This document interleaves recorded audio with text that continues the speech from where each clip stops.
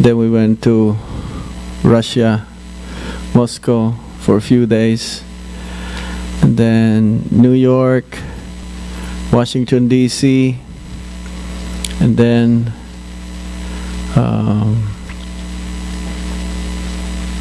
Atlanta. Then after Atlanta, San Jose, San Francisco, Boise. Then this is our last stop for now in US. Then we're heading to Vancouver. So just gonna chant a little bit more. Is that okay?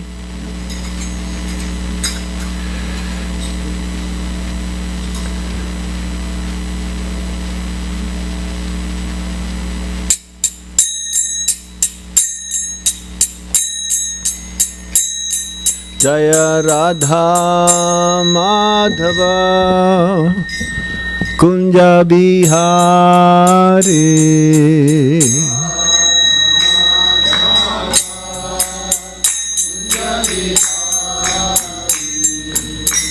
Radha Madhava Kunja Bihari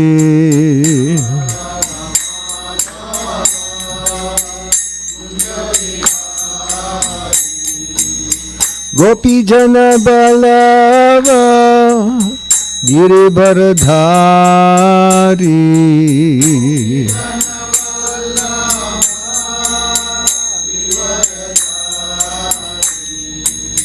Gopi Jana Balava Girivardhari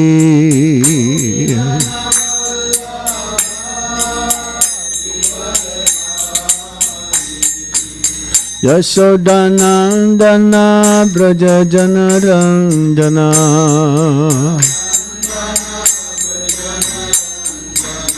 Yashodanandana Braja Janardhana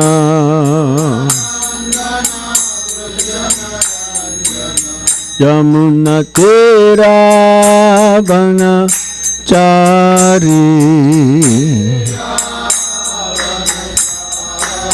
Yamuna Tera Vanachari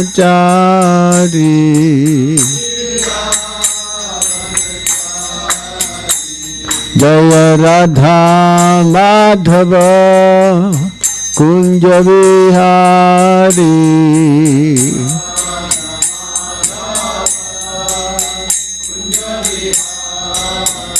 Jaya Radha Madhava Kunja Bihari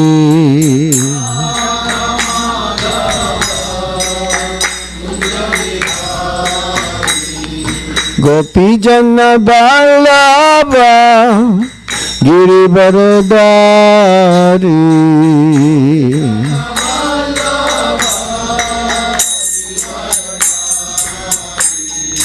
Gopi Jana Balava Girivardhari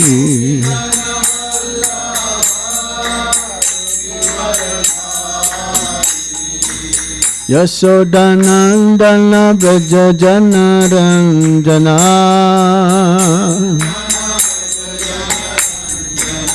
Yashodanandana Braja Janardhana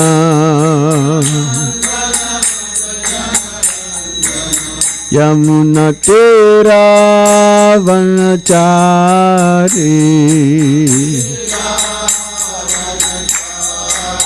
Yamuna Tera Vanachari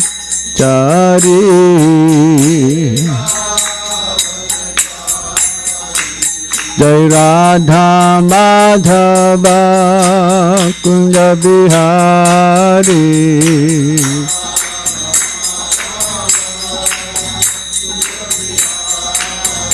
Jaya Radha Madhava Kunja Bihari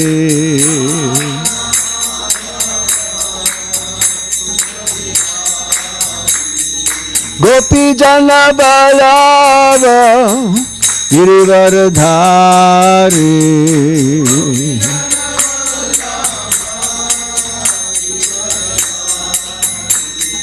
Gopi Jana Ballava Girivardhari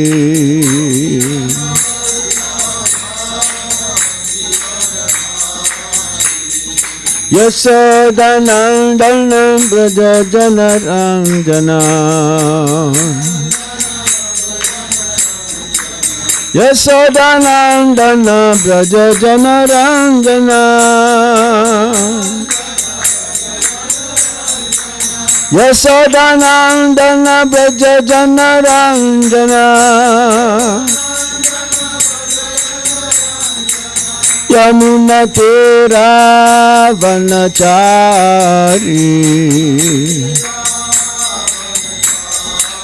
Yamuna Tera Vanachari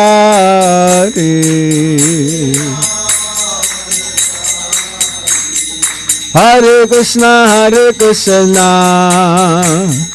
Krishna Krishna Hare Hare Hare Rama Rama Rama Hare Hare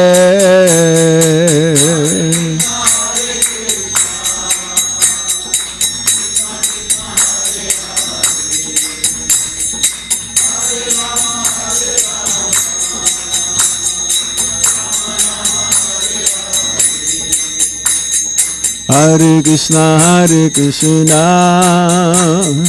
Krishna Krishna Hare Hare Hare Rama Rama Rama Hare Hare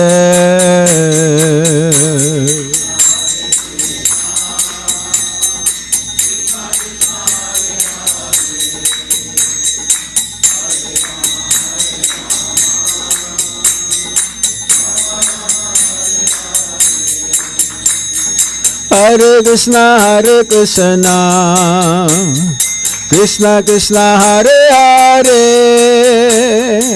Hare Rama Rama Rama Hare Hare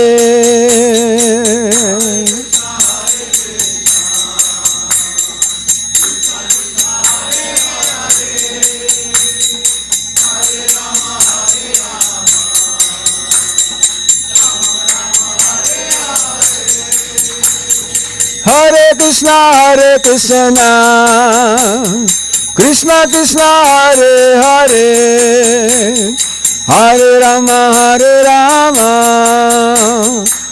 Rama Hare Hare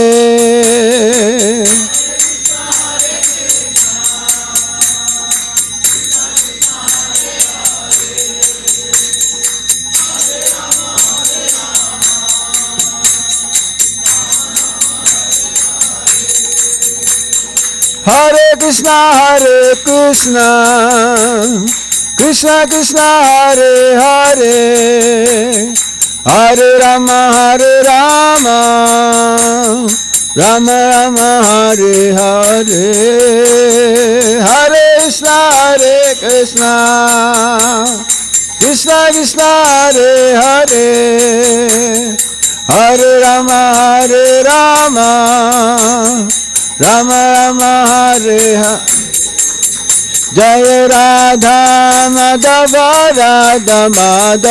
Radhe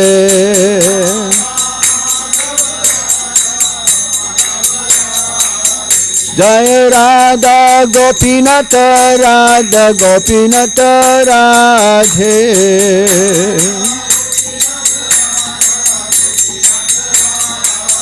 Jaya Radha Nila Madhava Radhe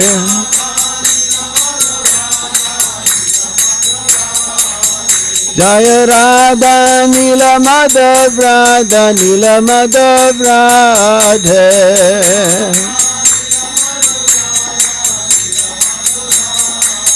Hari Bol Hari Bol Hari Bol Nitai Gaur Hari Bol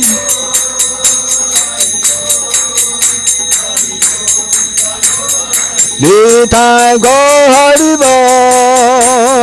Bol Hari Bol Gaura Hari Bol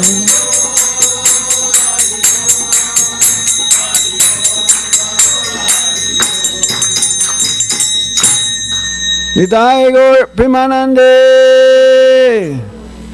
Srila Prabhupada ki jai. Hare Krishna. Om Namo Bhagavate Vasudevaya.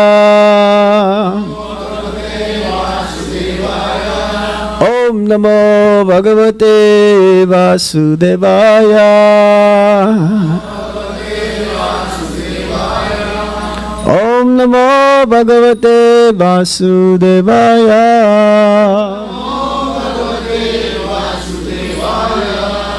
Om Ajnana Tirandasya Gyananjana Shalakaya Chakshurunmilitam Yena Tasmai Shri Gurave Namaha. Sri Chaitanya Manovistam Stapitam Yena Bhutale Swayam Rupa Kadamayam Dadati Swapadantikam.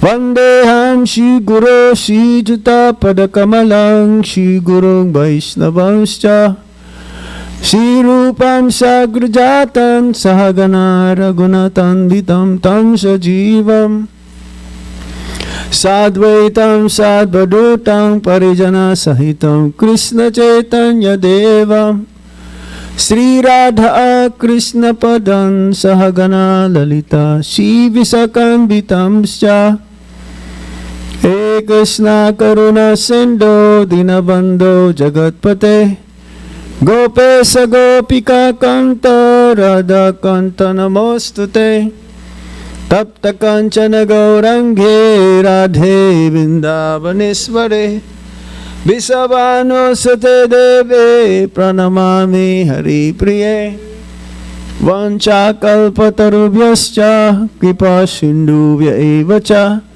Patitanang Pavanevyo Vaishnavevyo Namo Namaha. Jai Shri Krishna Chaitanya Prabhu Nityananda Shri Advaita Gadadhar Shivasadi Gaura Bhaktavinda.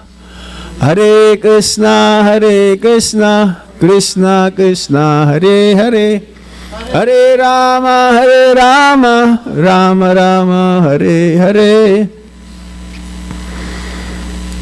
Hare Krishna.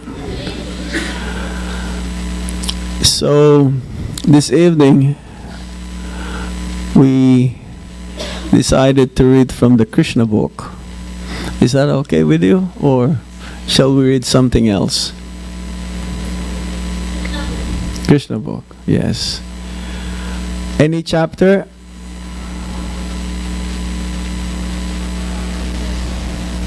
Okay, I'm going to read the preface. See, the Krishna book is the summary study of the 10th canto of the Srimad Bhagavatam. Srila Prabhupada's his magnum opus, his main work is the Srimad Bhagavatam.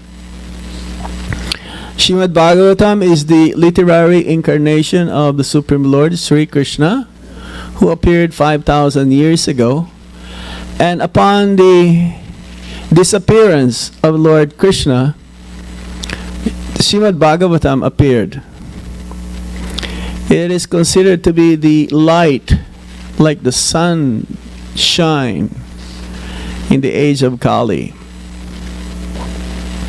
There is a book Bhagavat, and there is also a devotee Bhagavat.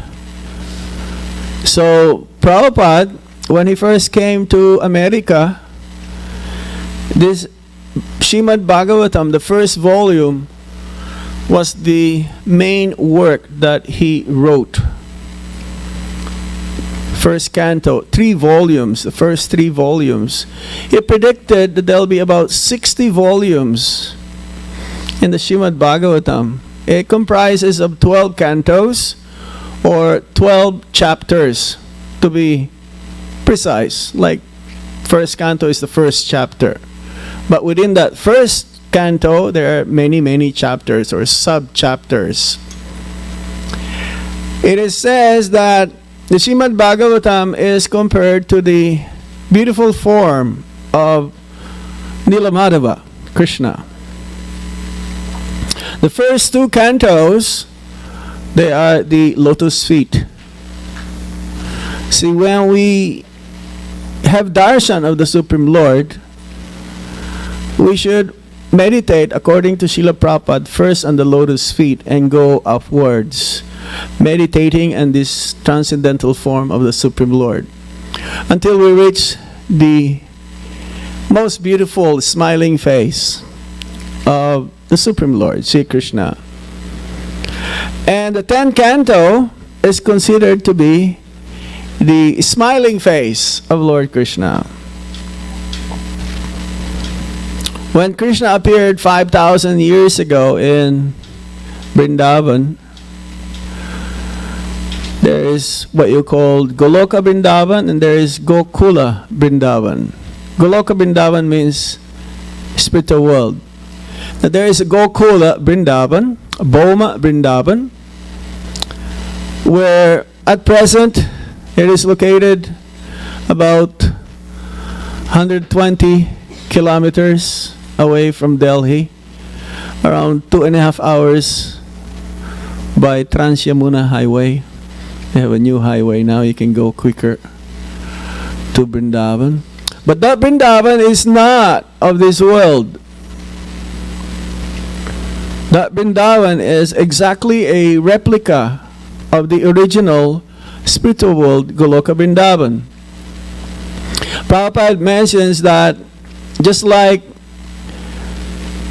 in a movie, before the actor will come, it's like before the shooting, the director will arrange the settings of the different areas where the actor will perform his pastimes or his actions, activities. It is not that the actor will come and he will wait, hey, where is the set? So similarly, Vrindavan descends also from the spiritual world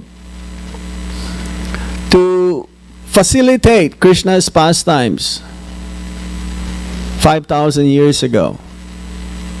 Shastra says that Vrindavan is a manifestation of Baladev, Balaram, an expansion of Balaram. Balaram is none other than the Supreme Lord himself. He is the elder brother, Dauji Kabaya. But sometimes Balaram will come as younger brother, just like in Sitaram, Lakshman. Lakshman is none other than Balaram also. In the pastimes of Gauranitai, 500 years ago, Lord Krishna also came, manifest himself, but in a form that is not blackish but golden. So he, along with his elder brother Nityananda, who is another than Balaram, came. And Krishna is the Supreme Personality of Godhead. The title of Krishna book is Krishna, the Supreme Personality of Godhead. And the first manifestation, expansion of the Supreme Lord is Lord Balaram. There is no difference between Lord Balaram and Lord Krishna. Prabhupada says the only difference is the color. Krishna is blackish, blue is black in color, just like the rain cloud. Many of you from India, you have this experience of seeing a monsoon cloud. Bluish black, very dark. We have that experience in the Philippines as well because it's a tropical country. We always have typhoons, many typhoons, 10 typhoons in a year. So we always have that color. Those devotees who are pure in their heart, when they see this monsoon cloud color resembling the color of Lord Krishna, they will faint. Like Madhavendra Puri. He will faint whenever he sees this color because he will remember Krishna immediately. So Balaram is the first expansion, but he is not blackish in color. He is whitish, crystal. It's like our mandir in Vrindavan. It is named by Srila Prabhupada as Krishna Balaram Mandir, to also inform the whole world that Krishna and Balaram came 500 years ago, none other than Gauranga and Nityananda. Not many temples in Vrindavan have Krishna and Balaram. Usually Radha Krishna, right? So Vrindavan is there, still there in India, in Delhi, but it ultimately is not part of this world. It is like a lotus flower being under water, but it's not touched by water. Sometimes manifest and sometimes unmanifest. It says that as Kali Yuga progresses, then Vrindavan will practically disappear. It'll be like a desert like.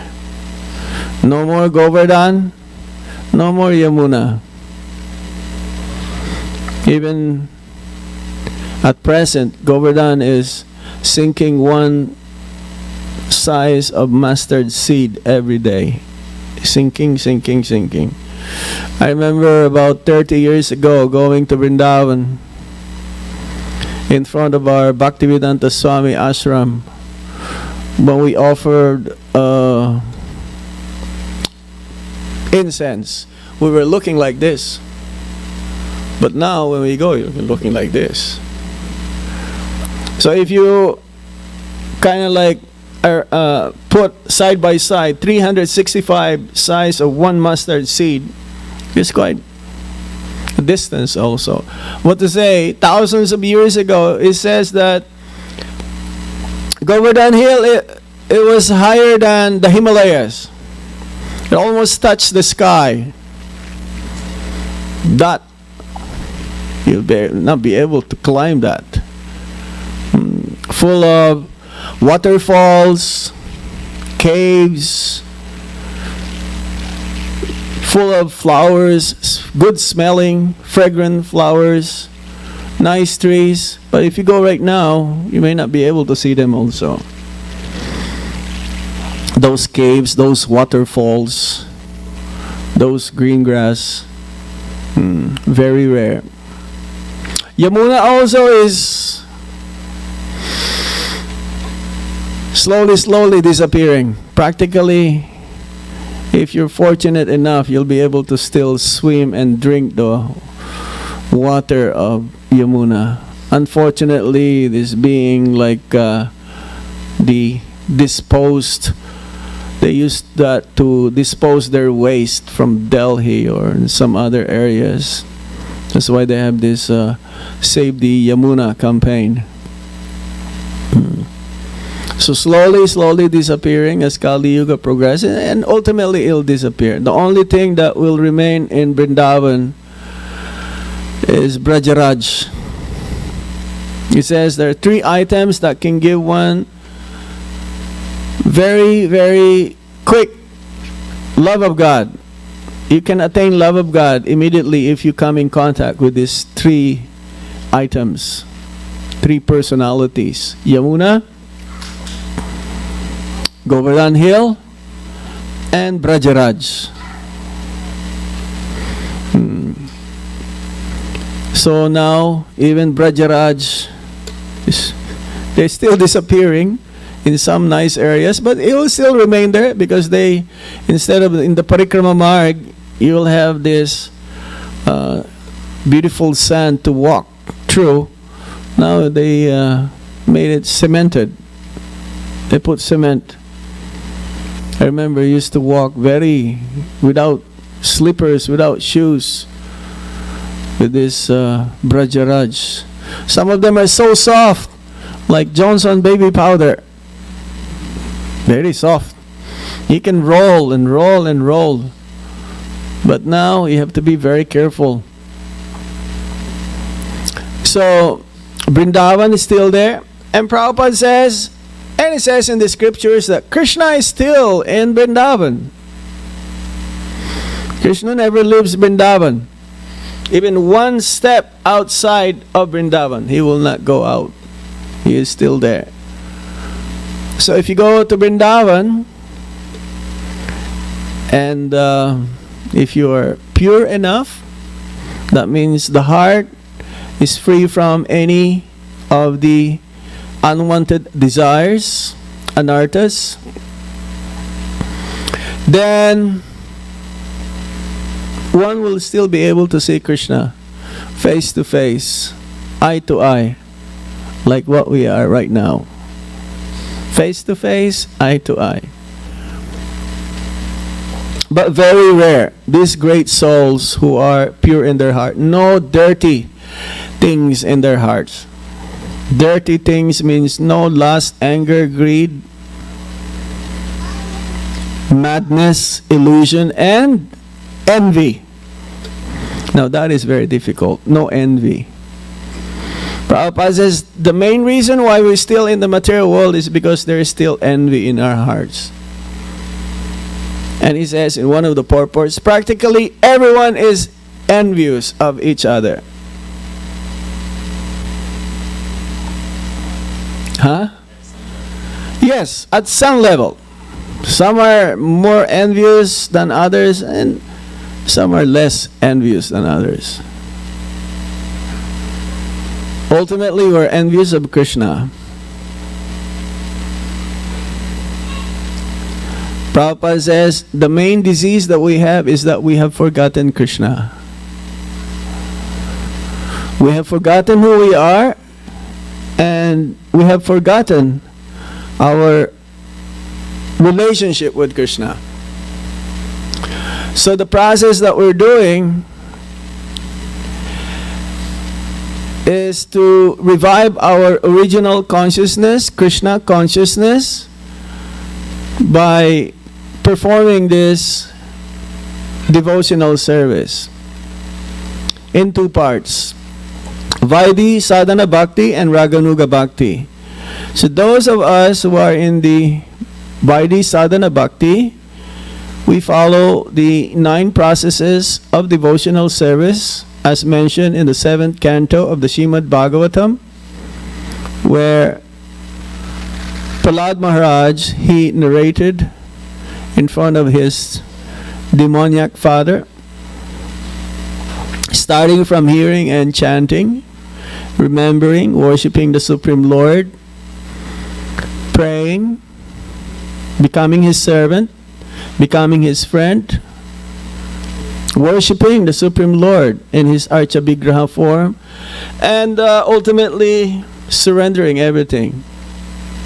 So part of this process, especially Prabhupada, hearing is necessary, is essential. Essential means it's necessary. Without hearing, we'll not be able to know who is Krishna. So Prabhupada, he thought that he was not able to finish the whole 12 cantos of the Srimad Bhagavatam. And even though the 10th canto is the most intimate, where the intimate pastimes of the Supreme Lord has been described, he gave us knowingly that it may not happen. So as early as 1970, Srila Prabhupada arrived in America in 1965. He incorporated the movement in 1966. So within 3 years, he finished the Krishna book. He says, at least I should give them the Krishna book, because I may not be able. And Prabhupada was not able to finish the Krishna, the 10th canto. He only finished up to the 13th chapter of the 10th canto of the Srimad Bhagavatam, where Lord Brahma steals the calves and the cowherd boys, cowherd boyfriends of Lord Krishna. Up to that, even up to the last moment, he was still translating You've seen that picture of Srila Prabhupada? He was so Krishna conscious, still continuing the translation and giving his purports or explanation. So the Krishna book, they use also the Krishna book for making life membership in India. If you become a life membership in that program in those days, you'll get the 3 volumes. There's 2 volumes and then it became 3 volumes. Prabhupada was so proud of this Krishna book, and when he introduced this Krishna book in the San Francisco Ratha Yatra, he only had the first copy. The first copy. And he says, anyone who wants this book, he can have. And he sold that book himself. So we're going to read from the preface and see how far we can go. Is that all right? Nivrita tarsair upagiyamanad babhasudachchutra mano biramat kaotamasloka gunano vadat puman birajeta bina pasugnat. Srimad Bhagavatam 10 Canto, Chapter 1, Text 4. In the Western countries, when someone sees the cover of a book like Krishna, he immediately asks, who is Krishna? Who is the girl with Krishna? Etc. You remember the cover of the Krishna book? Radha Krishna, right? The immediate answer is that Krishna is the Supreme Personality of Godhead. How is that? Because he conforms in exact detail to descriptions of the Supreme Being, the Godhead. In other words, Krishna is the Godhead because he is all attractive. So this is the nature of the Supreme Absolute Truth. All attractive. That is the meaning. Prabhupada gave that meaning. Krishna means all attractive. Even Cupid is attracted to Krishna. We are attracted to Cupid. The personification of lust.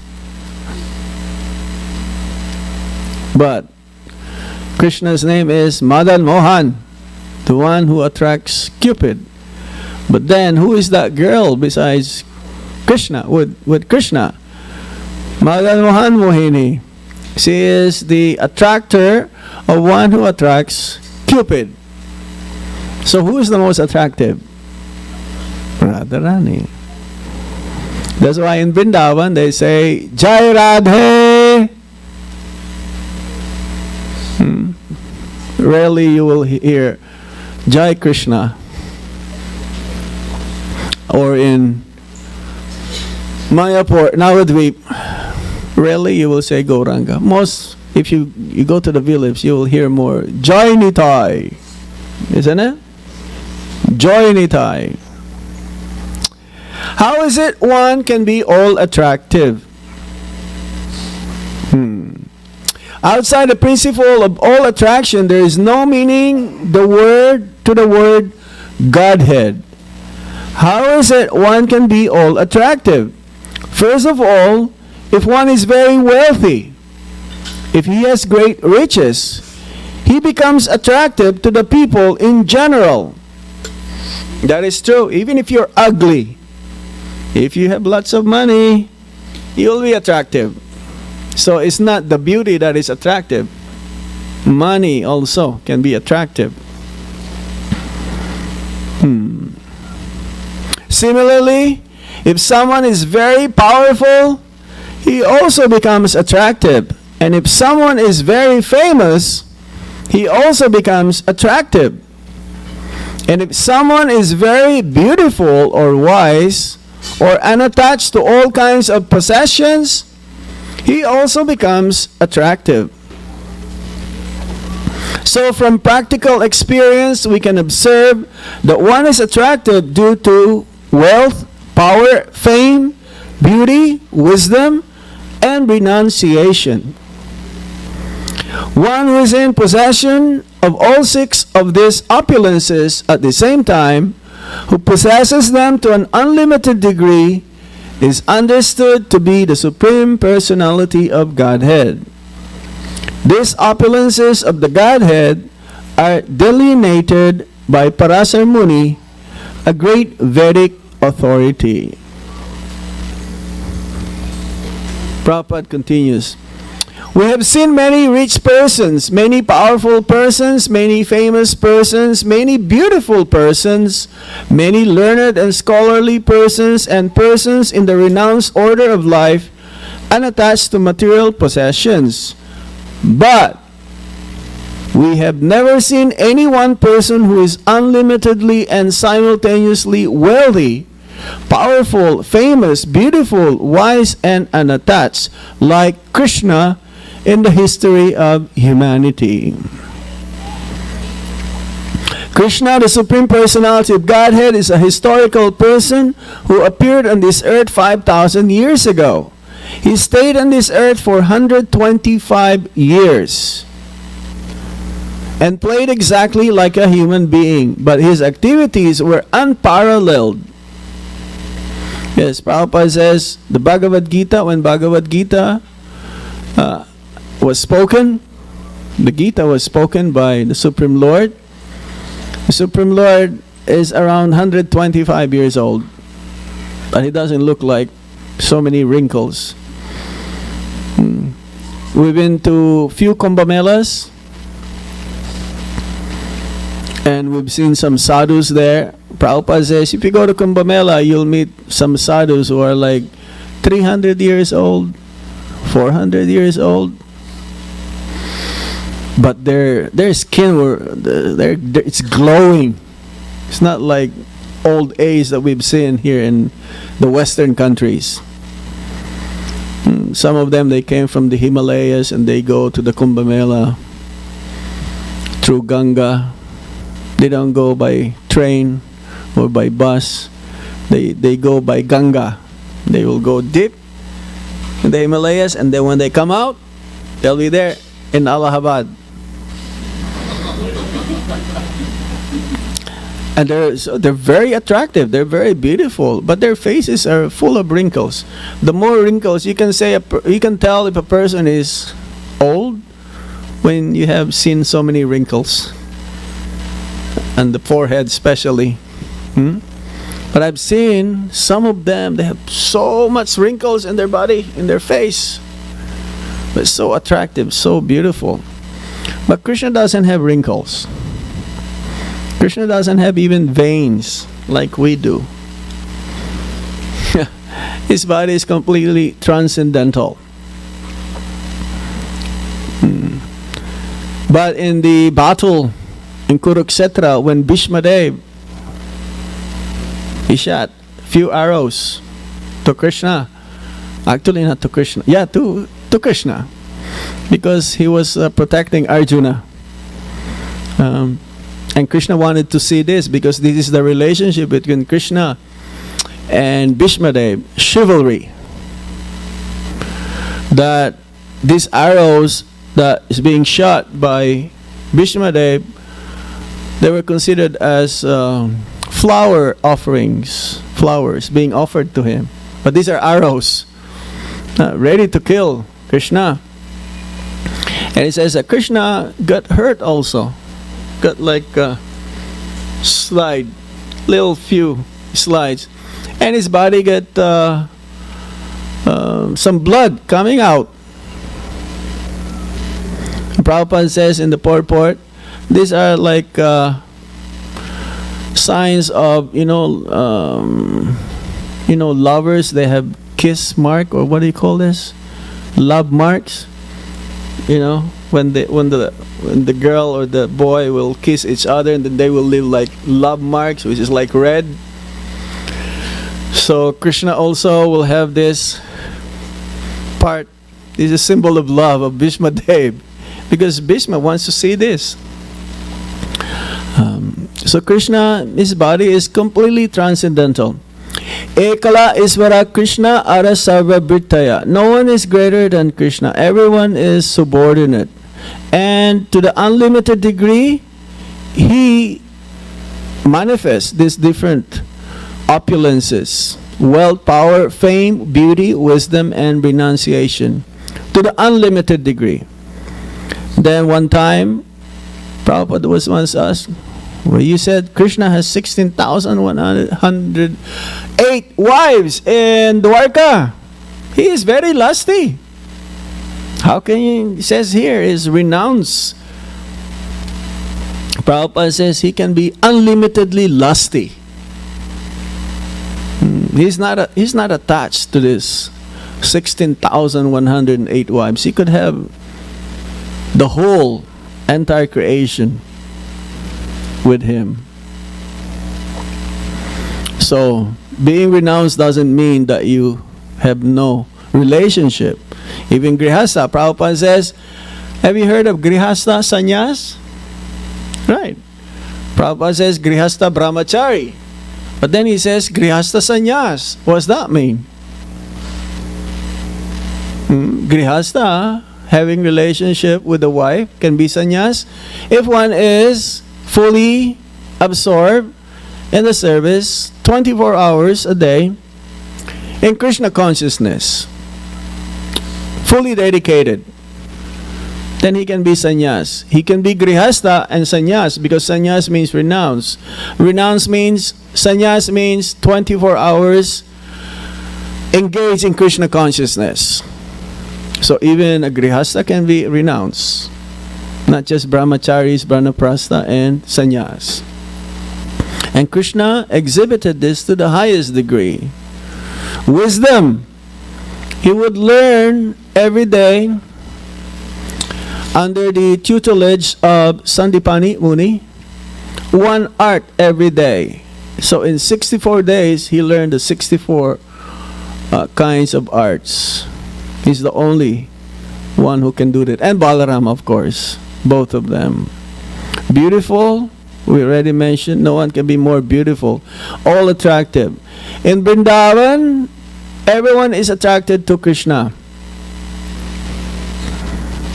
Even the mothers who have their own children, who have their own sons, they are more attracted to Krishna than to their own sons.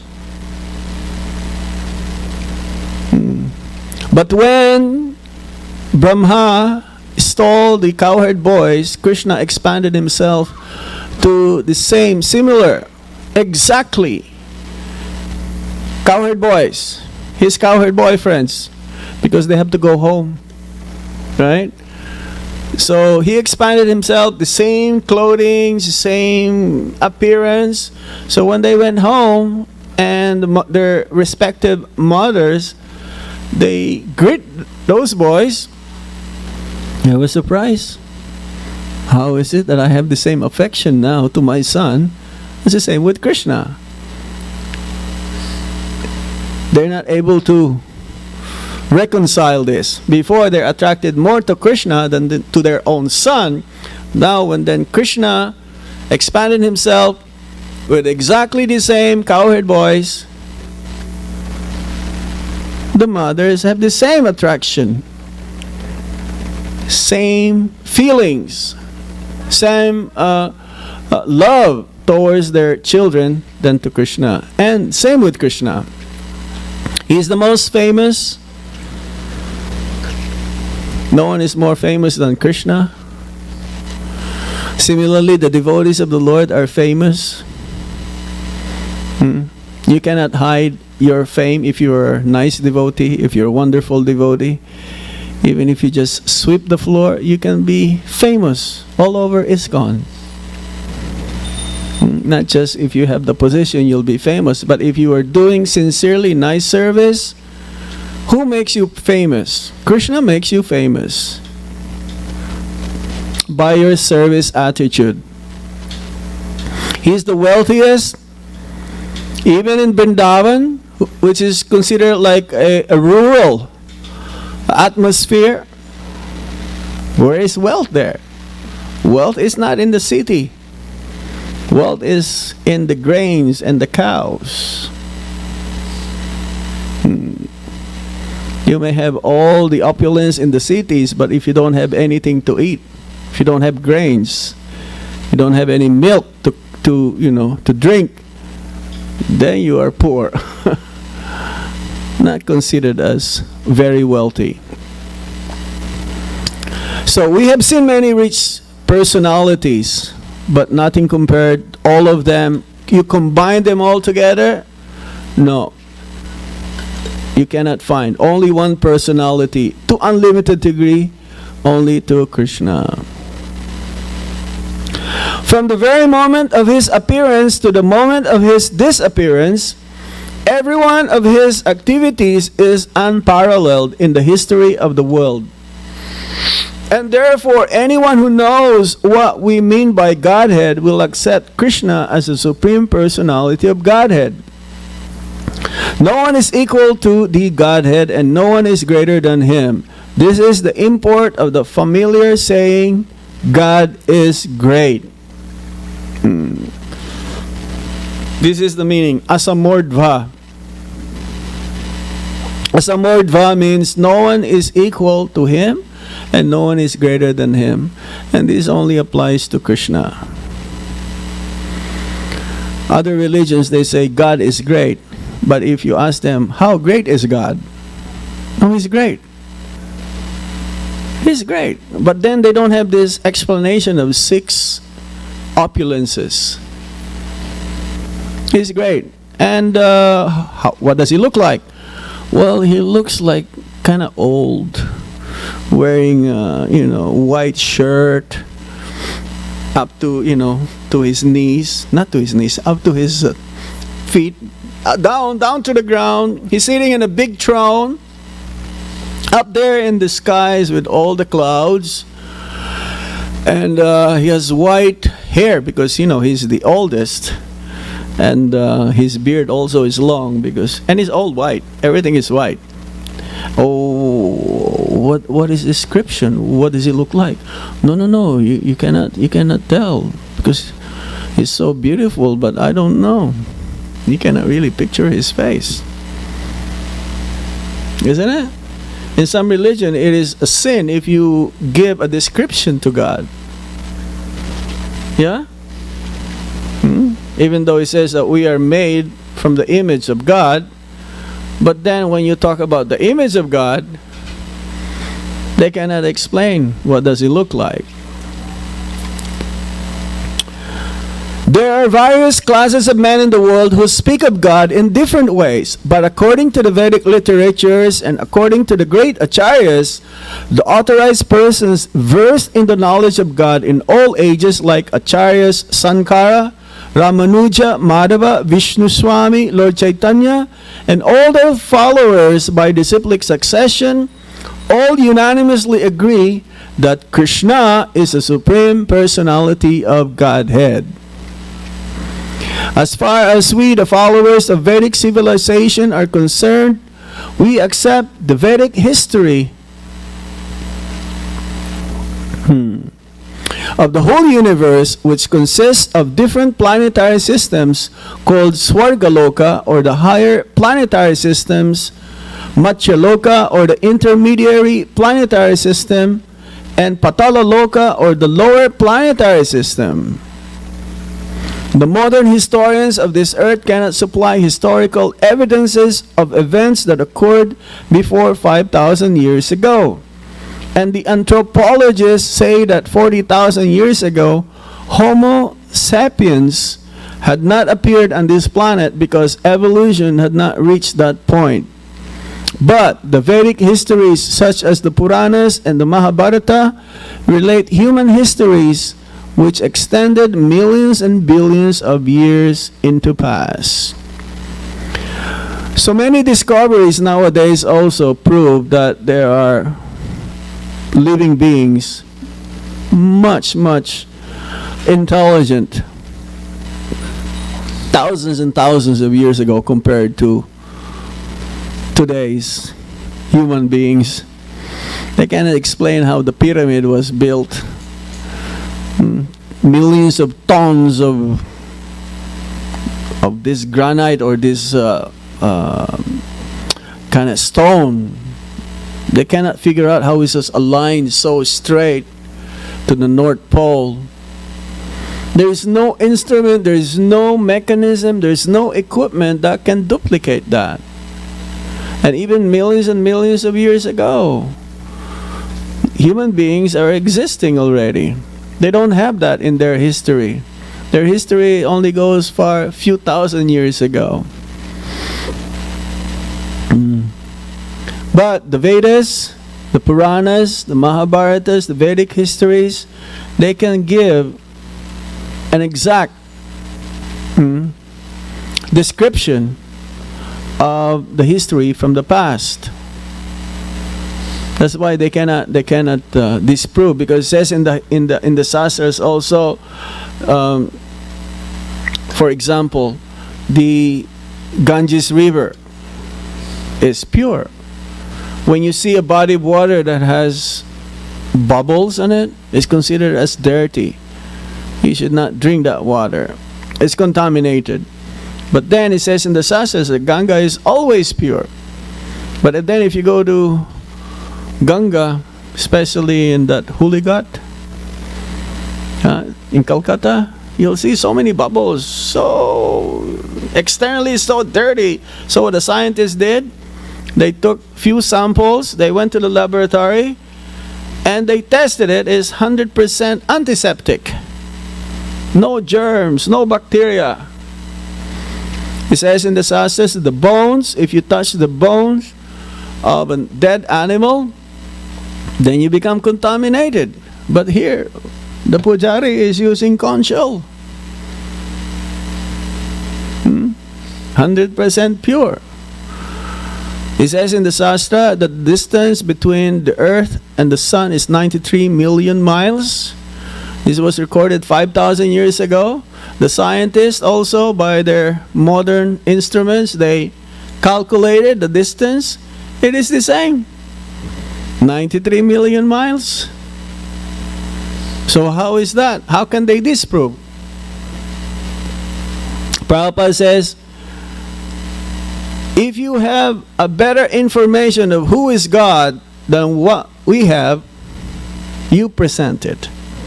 And if you can prove that yours is better, you have a better description, then we will take your description.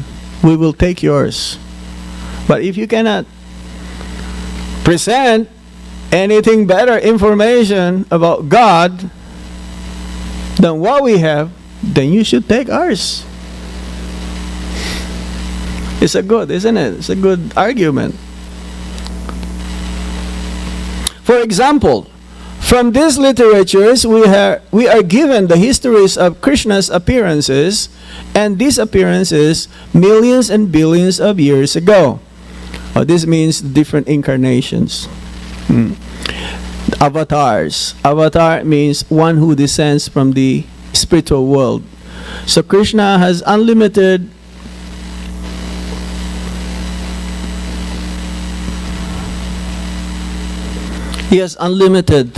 expansions. He says that as there are many waves in the ocean or in the river, there are also as many expansions of the Supreme Lord.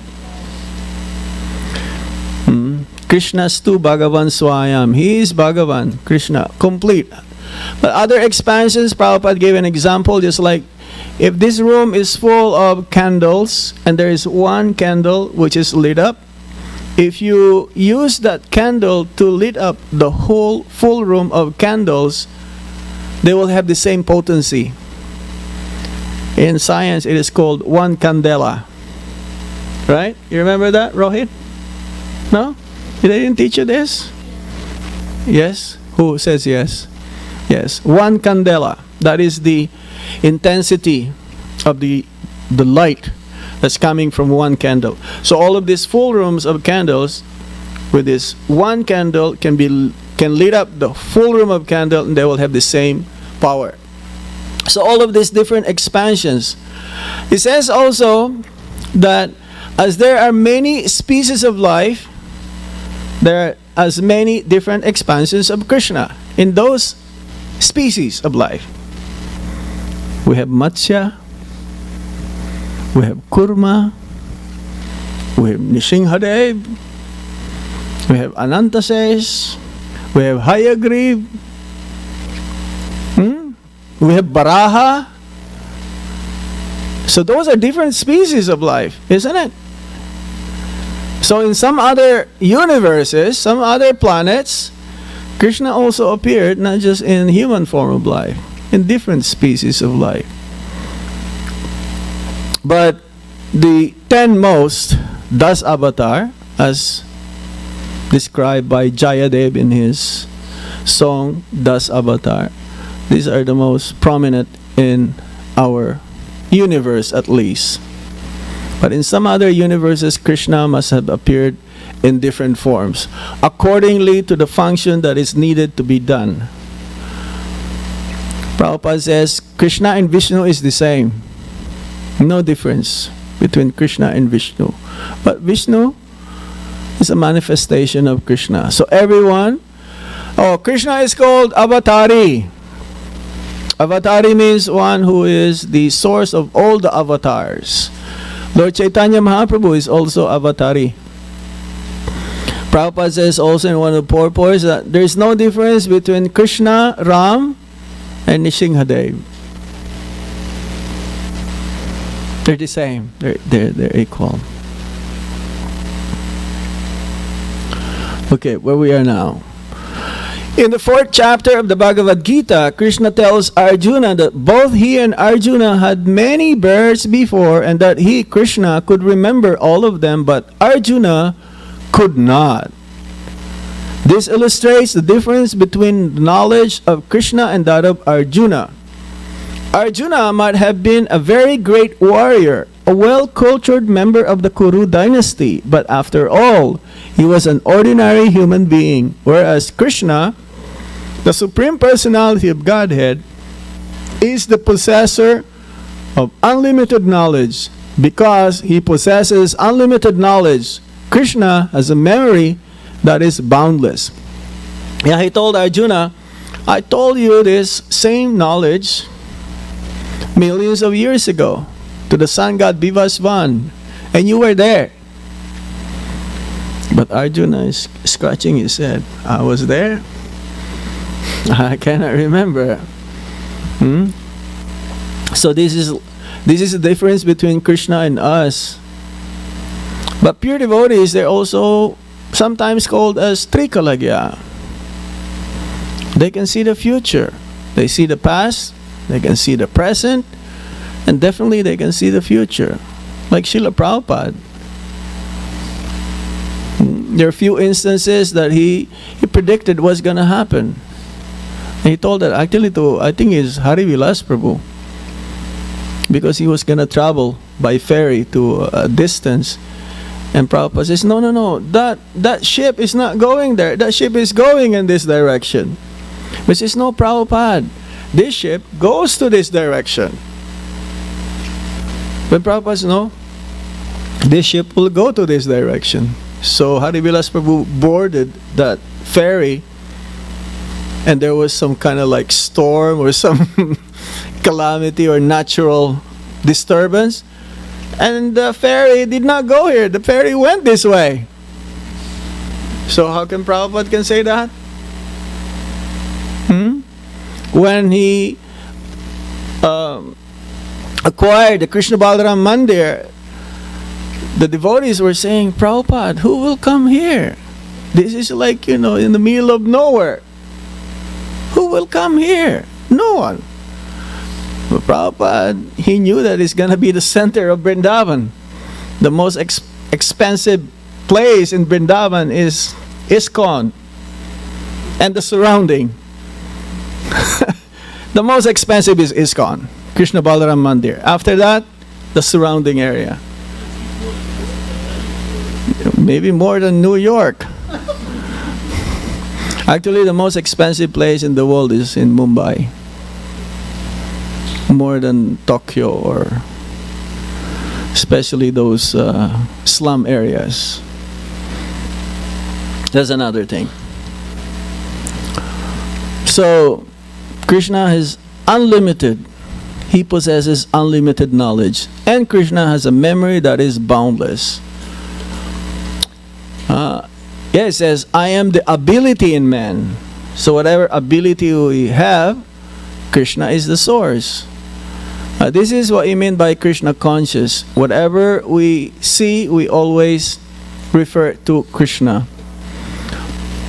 Krishna's knowledge is so perfect that he remembers all the incidents of his appearances some millions and billions of years in the past. But Arjuna's memory and knowledge are limited by time and space, for he is an ordinary human being. In the 4th chapter, Krishna states that he can remember instructing the lessons of the Bhagavad Gita some millions of years ago to the sun god Vibhashvan. Nowadays, it is the fashion of the atheistic class of man to try to become God by following some mystic process. Prabhupada says, in India, there is a factory of God. Every day, there is a born God in India. But the description of the appearance of the Supreme Lord is mentioned in the Shastras. If it's not written there, and that certain date that the Supreme Lord will appear, other than that is a bogus God. There's so many Bhagavan here, Bhagavan there. But they're all imposters. They want some followers, some adorations for prestige. In the 4th chapter, Krishna states that he can remember instructing the lessons of the Bhagavad Gita some millions of years ago to the sun god Vibhashvan. Generally, the atheists claim to be God by dint of their imagination or their meditational prowess. Krishna is not that kind of God. He does not become God by manufacturing some mystic process of meditation.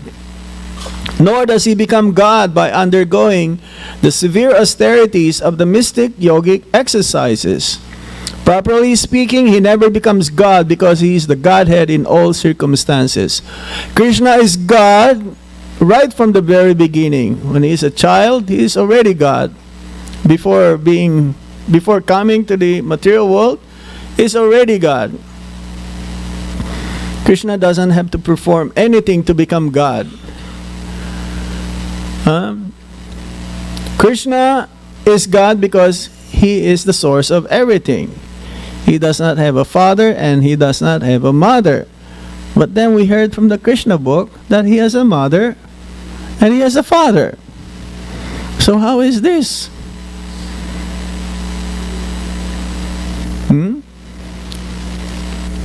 If he is the source of everything, how come he has a father? How come he has a mother? Mother Yasoda, Nanda Maharaj, Devaki, Vasudev, and even previously before that. How is that?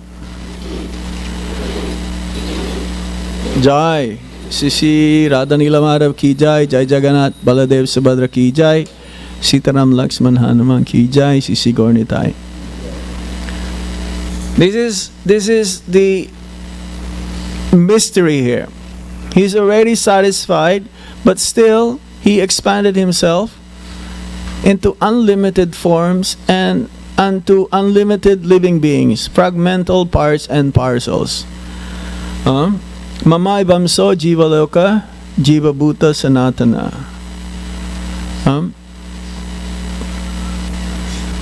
To be happy.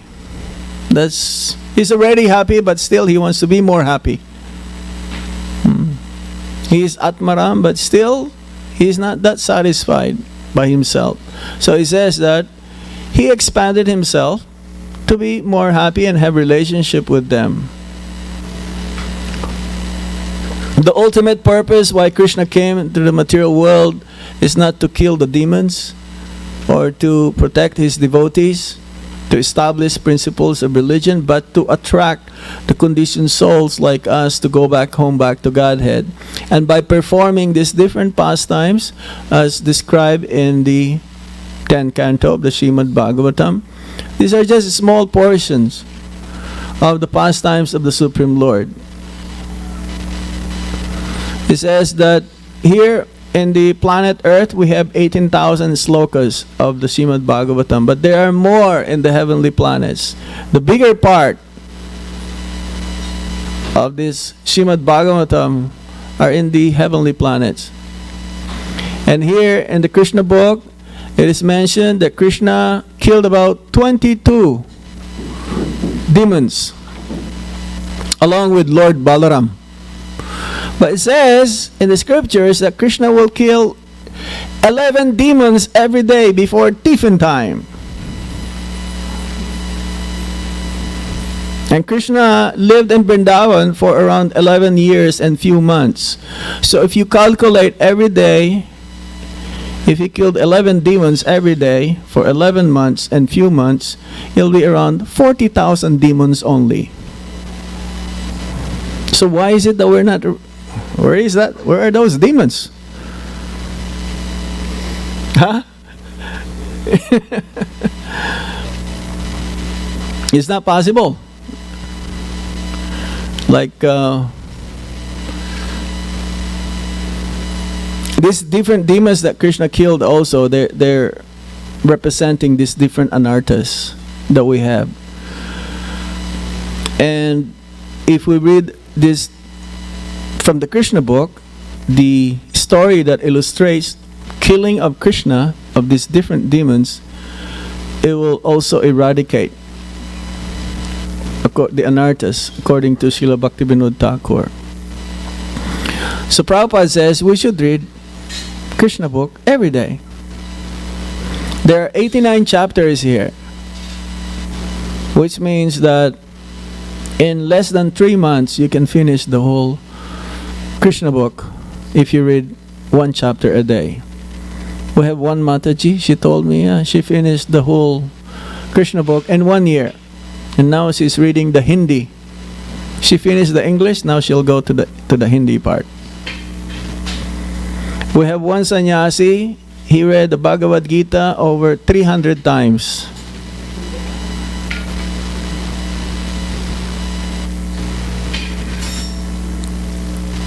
How many times do we read Bhagavad Gita? Or we touch the Bhagavad Gita?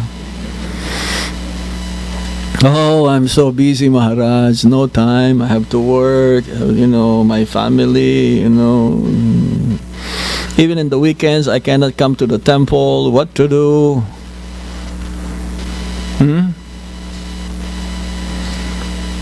If we want to have the prediction of Srila Prabhupada that the movement will go on for the next 10,000 years, everything depends on us right now. Everything depends on us. How we conduct ourselves, how our relationship with each other becomes stronger, becomes so strong that no one can destroy us. Everything depends on us.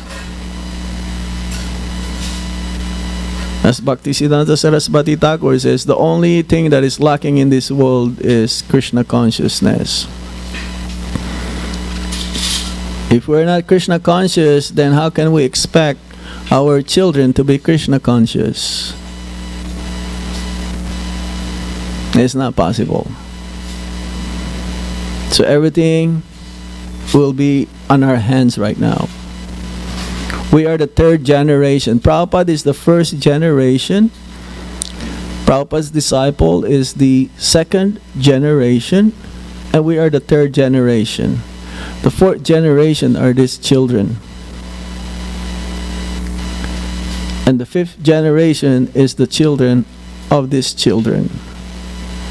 And the sixth generation will be the children of the children of these children. So how can you expect the sixth or the fifth to have the chance to be Krishna conscious? And it'll go on for the next 10,000 years if you don't read We had a meeting last March before Gaur Purnima in Mayapur. The GBCs, gurus, and sannyasis. And one of the topics that we discuss is that we should read Prabhupada's books. Not just read, study, discuss, like what we did right now. And it's very, it's easy to understand Prabhupada's books when you discuss amongst each other. If you read, you know what's going to happen alone? You fall asleep. Especially when you read with your eyes.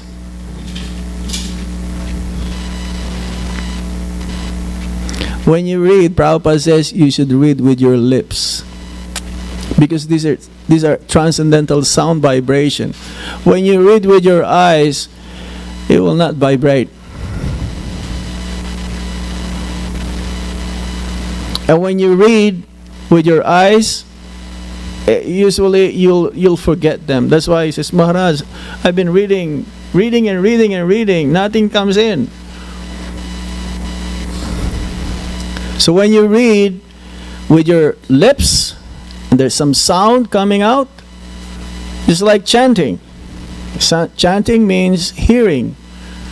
So this is none different than the holy names also. It says that you'll remember 80% of it.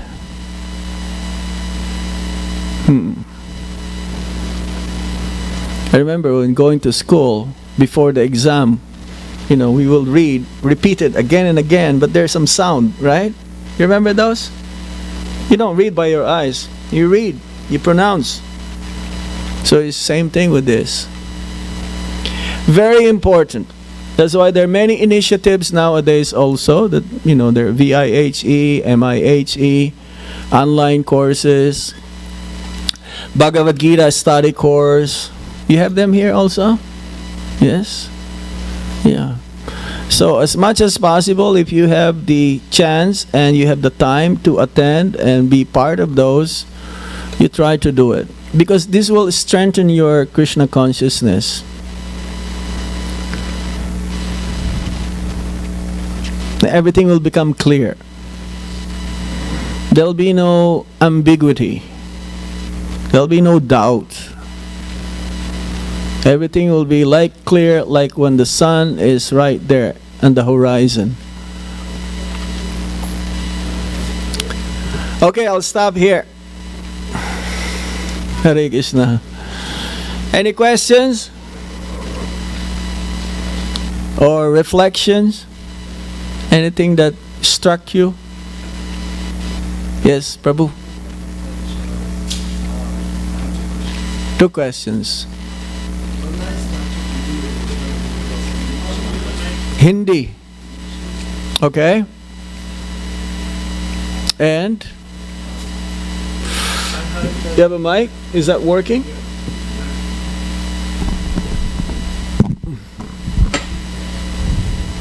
Yeah. So when I started reading, it was just an initial page or 2. I heard that it is not a good idea to read directly onto the 10th canto. The Krishna book? Yeah. No. And we need to systematically has to finish up to the 9th first. You can read the Krishna book even without reading the first canto, because it is written in such a way that is like story. Yeah, the idea behind to create the interest, and that was there. If you really want to study Srimad Bhagavatam, then you start with the first canto. Even a child can read the 10th canto. He doesn't have to read the Bhagavad Gita or the Srimad Bhagavatam, the Chaitanya Charitamrita. No. It's for everyone. It's like Prabhupada is so expert in doing this. He knows that this is the most confidential subject. But still, he presented it in such a way that anyone, any layman, can read and appreciate who is Krishna. Okay? But if you want to really systematically study, then you have to read all of these books first. Yes. Thank you, Maharaj. Second question was, you mentioned about the Vrindavan, Govardhan.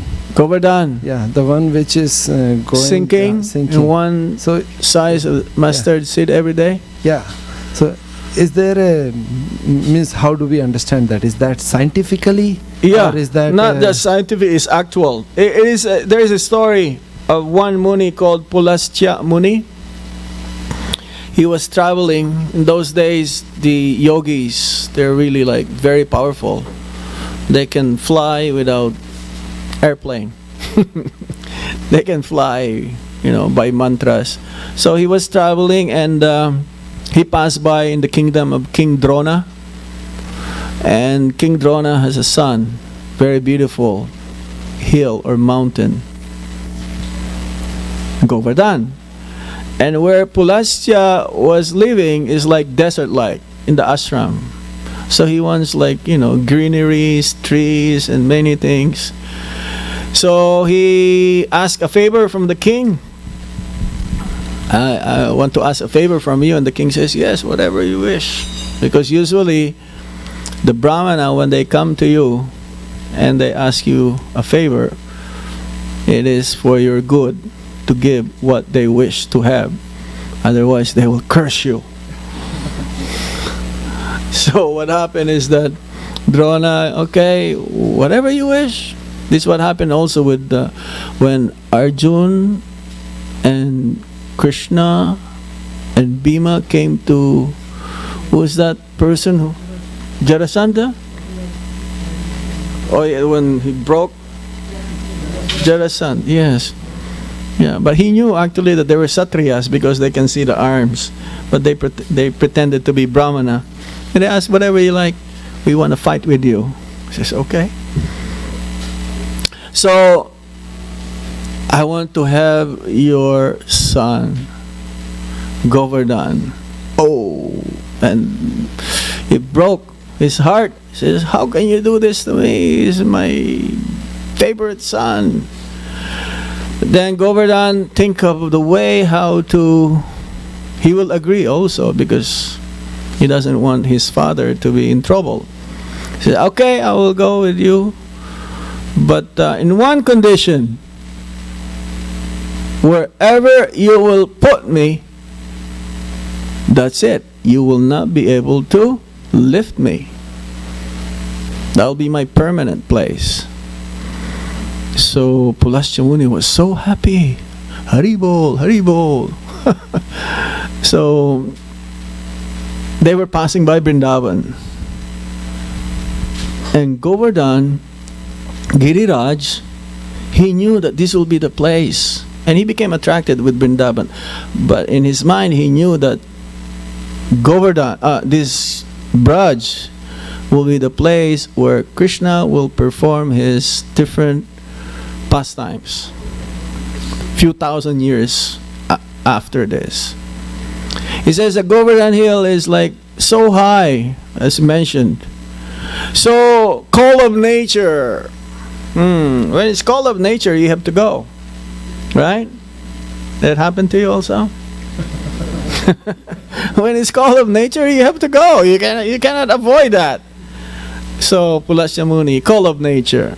Okay. He put down Govardhan Hill.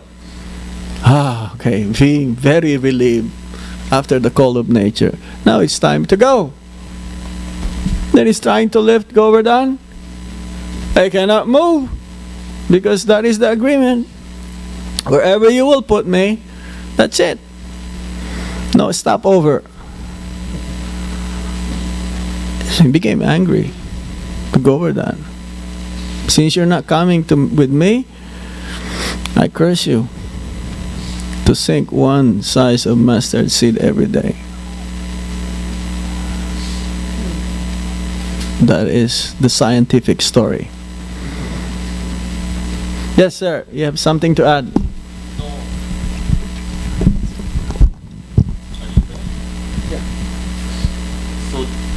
Prabhuji's first question, I wasn't too sure of the question and the answer, but I think his question is coming from here.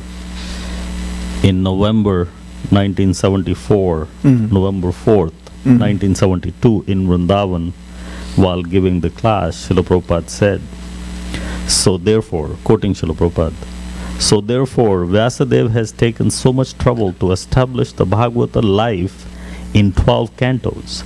One has to go one after another one after another, not jumping Dasham Skanda. The 10th canto is the beautiful face of Krishna.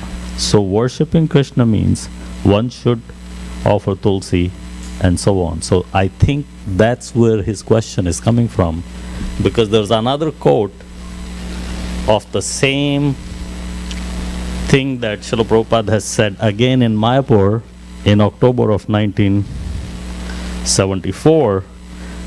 Therefore, Srimad Bhagavatam, first canto, second canto, beautiful lotus feet, don't go all of the sudden to see the face.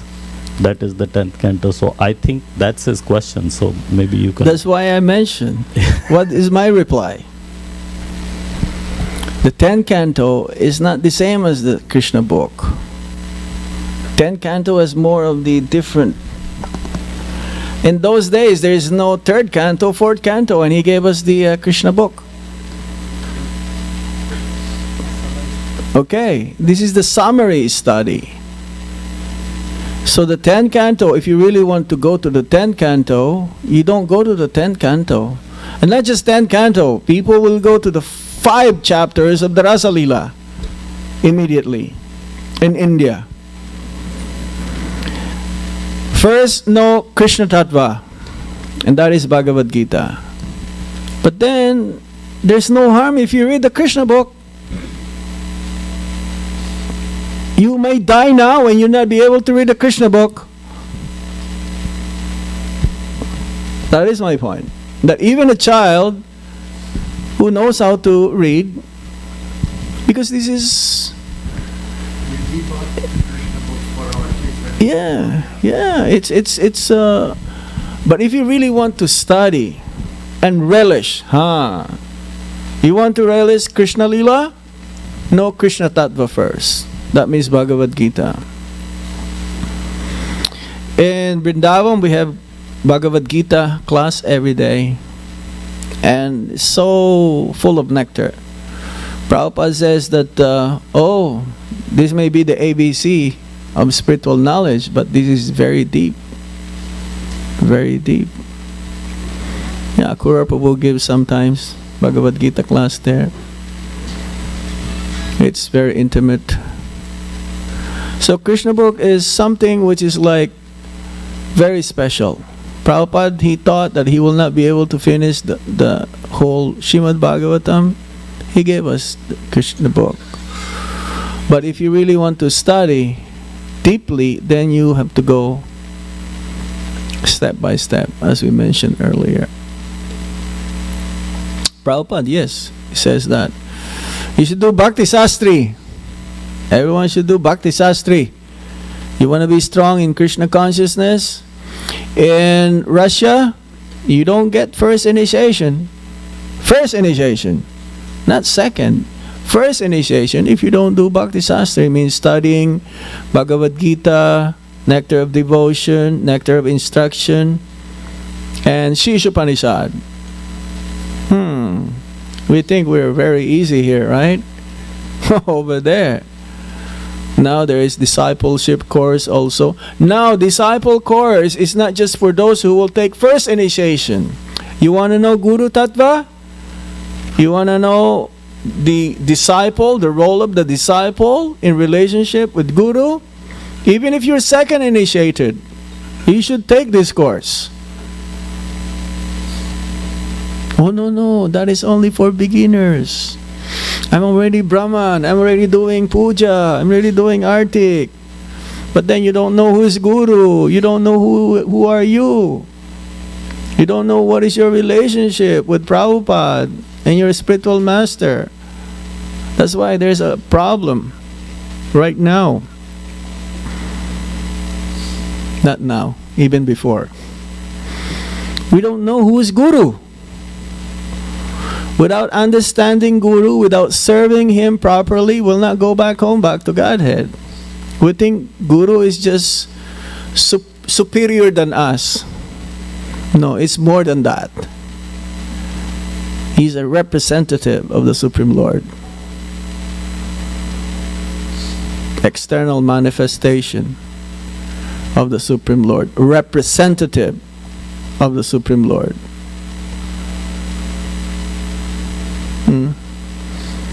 And Guru is one. It's not just my Guru is the only best and other Gurus. Hare Krishna.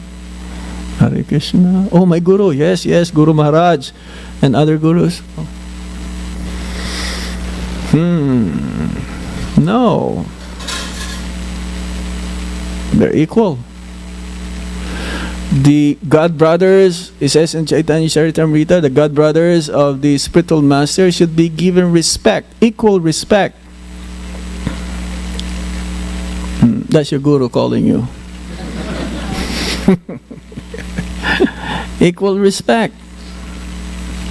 We don't do that. I don't see that nowadays very much. But in India, you go to India, culture is there.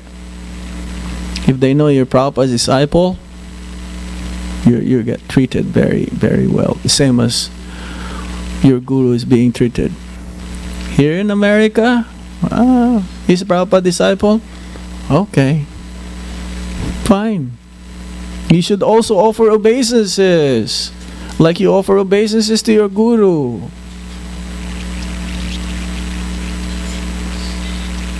This is misleading what's going on right now. As Prabhupada says, our movement can be only destroyed from within. If you don't know tattva, these things, then you'll get misled. There'll be doubts and there'll be fighting amongst each other.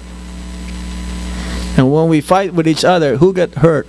Not us. Prabhupada. Prabhupada gave in his story, father is being massaged by the children and they were fighting with each other. So instead of giving relief, when you get massage, you get relief from your body, right? So when you fight with each other,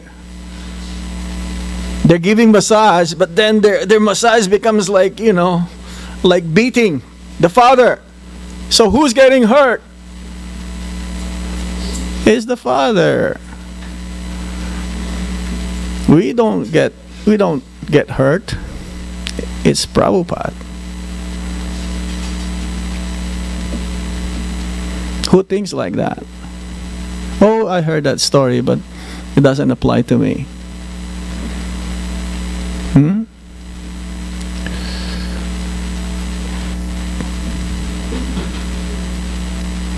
Any other questions or points?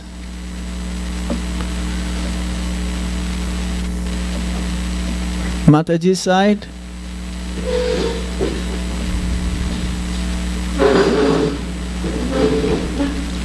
Yes, Mataji.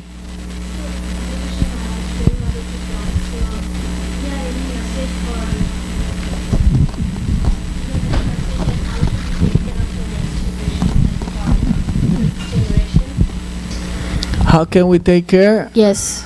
Like any advice Example, from your be a side? good example, an ideal mother, Krishna conscious mother. Be an ideal devotee. What they see to you, they will follow you. You see children, you don't have to tell them to bow down. When they see you giving obeisances, you don't have to tell them, do like I do. No, they follow you. Example is better than precept. Your example is the best preaching. We should be good examples, everybody. Follow the person who inspires you the most, who is very Krishna conscious. Get more of their association. Try to ask them, how are you doing it? Because I'm sure in Seattle Temple there are many good example devotees. Don't look at the bad side. Look at the good side. And each and every one of us, it doesn't matter how you may say bad we are, there's still one good. You look at that one good. If you look only on the good and the bad, then you may say, hey, no one is a devotee here. And that's not true. The reason why we're here is that we are trying to become a devotee. So follow those devotees who are more attached to Krishna, those who are doing nice service to Krishna, and those devotees who are serving the devotees of Krishna. They're the number one. As Lord Shiva says, those who says that Vishnu, they are devotees of Lord Vishnu, they're not my devotee. Is it Lord Shiva? Is that Akura Prabhu? Who says, those who says that they are my devotees, they're not my devotee. But those who are devotees of my devotees, they are my devotees. Right? So you should look for those kind of devotees. Because neophyte devotee, only Krishna and me. They don't see. I don't see you. I only see Krishna. And you notice this, sometimes you observe this. They come to the temple, they don't say, Hare Krishna, Prabhu, Hare Ram. They come here, they put their $1 there, they go back. That's fine. Respect them. But there are other devotees who really ask, Mataji, how are you? How is your week? Did you have a good week? If you can find one of these devotees, they're the best. They're the best. Prabhu, how is your week? Well, how was your rounds? You're able to chant your rounds nicely this week? Some concern is there from their side. Those kind of devotees you should look for. The genuine. In Vrindavan, I asked practically everyone like this. I said, Maharaj, no one asked me like this. No one is asking me like this. You're the only one. But it has to be genuine, really, that you want to help. So if you're like this, then there is a good hope for your children and their children's children, children's children, 10,000 years. Not like, okay, I'm only myself. No concern about others, no. But you have to be Krishna conscious to do this. If you're not Krishna conscious, you don't care for others. The more you advance in Krishna consciousness, the more you concern about others are there, visible.